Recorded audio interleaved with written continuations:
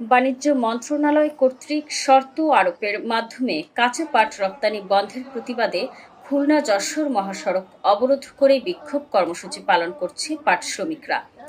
এ সময় তারা সাবেক পাট উপদেষ্টার বিচার দাবি করেন।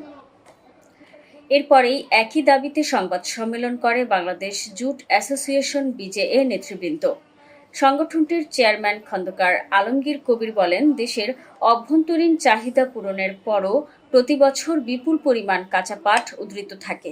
সেই উদ্ধৃত পাট রপ্তানি করে প্রতিবছর বিপুল বৈদেশিক মুদ্রা অর্জিত হলেও 2025 সালের 8 ডিসেম্বর বাণিজ্য মন্ত্রণালয়ের এক প্রজ্ঞাপনের মাধ্যমে কাঁচা পাট রপ্তানিতে শর্ত আরোপের পর কার্যত রপ্তানি বন্ধ হয়ে যায়। তাদের দাবি, রপ্তানি বন্ধ থাকায় দেশের প্রায় 40টি জুট প্রেস হাউস বন্ধ হয়ে গেছে এবং লক্ষাধিক শ্রমিক দীর্ঘদিন ধরে কর্মহীন হয়ে পড়েছেন। একই সঙ্গে কৃষকরা পাটের ন্যায্য মূল্য থেকে বঞ্চিত হচ্ছেন।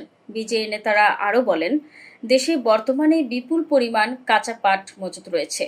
নতুন মৌসুমে বাম্পার ফলনের আশঙ্কায় বাজারে ধস নামতে পারে বলেও তারা উদ্বেগ প্রকাশ করেন।